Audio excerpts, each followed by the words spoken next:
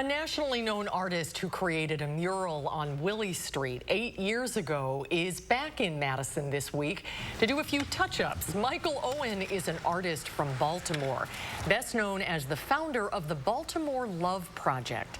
Owen created more than 20 murals that spell out the letters love across his home city, and in 2014 he expanded to place them in cities around the country.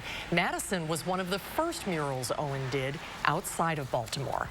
You just don't know what's going to happen to a piece as an artist once you sign it and leave, especially when you're not in the city, when you don't live or reside there.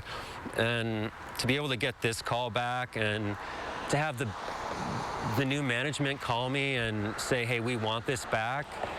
We're willing to pay you to come back and restore this out of our own pockets. I mean, that's speaking on multiple levels.